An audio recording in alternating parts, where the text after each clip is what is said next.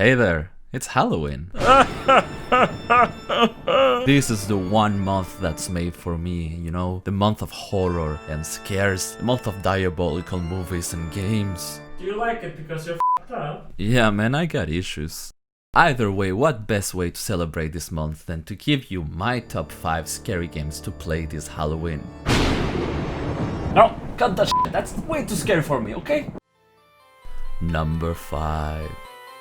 Now let's go with the game that started the whole fucked up relation that I have with scary games, and also may have sent me straight up to the psychologist. And that's all a true story, so welcome to The House of the Dead. Released originally in arcades by Sega in 1996, this game is about 2 detectives sent by the government to investigate the terrors created by Dr. Roy Currian. And by terrors I mean Holy shit, zombies. Now, the game of in itself might not be that scary, so you might be asking, why is this on your top 5, Pedro? Well, did I mention that I played this game when I was fucking 5 years old? I mean, come on, parents, who makes a 4-year-old play this kind of game and you fucked up? Yes, sir, those 5 polygon zombies were too much for my feeble mind, and I swear to God I had so many nightmares. I had to go to a psychologist. So well played, game. You f***ed me up real good. So good job. Come here, give me a high five, buddy.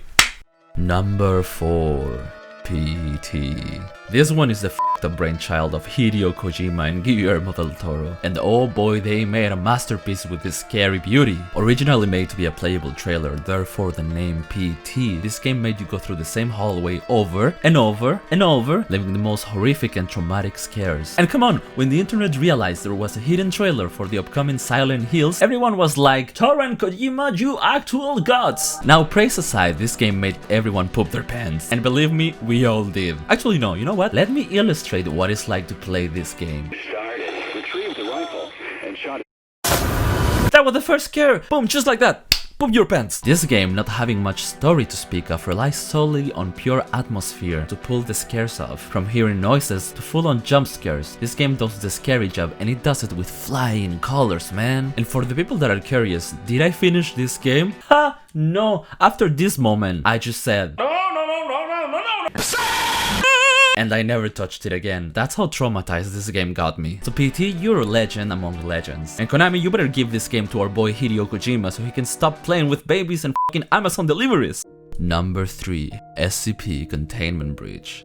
For the people that don't know about this game, SCP is again made by Jonas Rikkonen in 2012. Jesus man, that's like, it's been 8 years? Man, I'm getting old. In this game, you play as an inmate who's being held captive by an evil corporation, doing some evil experiments. At some point, the experiments go well. How can I put this? They all go really, really bad.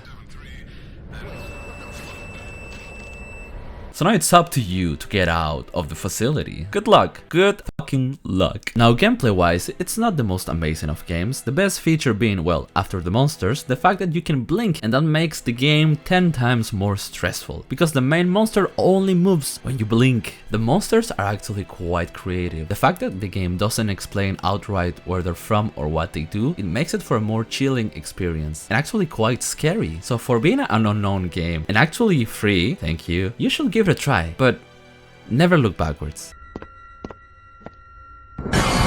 Number 2.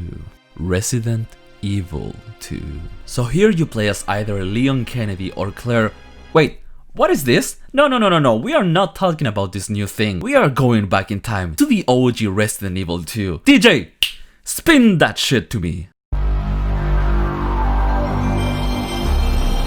Oh my god, holy sounds. Now that we're back on track, made by the god and father of survival horror Shinji Mikami, you are actually too pure for this world. Either way, here we play as either Leon Kennedy, a cop on his first day, and my god, that's a rough day to have, buddy. Or we play as Claire Redfield, a badass girl looking for his lost brother, Chris Redfield. And man, look at those polygons. Sexy polygons aside, playing as either characters, your goal is to try escape Raccoon City and its infected inhabitants. Now to this day, this game gives me the creeps with its wonky control that makes it hard to move around, over the top sound design for the time, and the most incredible graphics for the PS1 era. Now again, I'm going to say this, and people will get mad. Resident Evil 2 OG is scarier than Resident Evil 2 Remake. Oh my god, another fucking Angry Mouth. Jesus Christ, people. people, get alive! There's also a sense of dread created by the soundtrack of the game, to the creepy streets of Raccoon City, to the police station, and even the save room. It all adds to make you feel like you're alone and there's no hope for you to make it out alive. Also, this game was the first to make my 10-year-old self just go nope with the first cinematic. Look at that, that's good horror, man. You hear me, Resident Evil 3 remake? This is how you make survival horror, baby!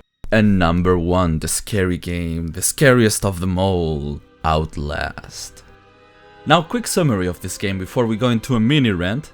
Made by Red Barrels in 2013, Outlast is a survival horror? This is more like a freaking scary roller coaster. You play as a reporter who gets a tip from a guy that something's fishy in an asylum, and like a good white guy, you go in alone, no guns, no cell, no nada. I mean, you see the freaking creepy asylum down there and you go in. No turn your ass back around, go to the fucking police station. What are you gonna do? There's even a military vehicle down there. Jesus Christ! Crazy premise aside, this game is probably the scariest I've played. Because you remember when I said that Resident Evil 2 made my 10-year-old self go nope? Well, this game made my 20-year-old self go nope. And I haven't touched it ever since. And I think that's the best compliment we can give to a horror game. But from what I heard, this game is scary throughout the whole experience. So this might very well be the scariest game I've ever played. And this is high praise coming from a guy who bailed on both Resident Evil 2 and PT, though I did actually finish them eventually. So if you wanna poop your pants again, look no further and play Outlast. Also bring 2 pants or 2 boxers. You're gonna poop your pants. This is not a joke, okay? This is real life. Is anyone here?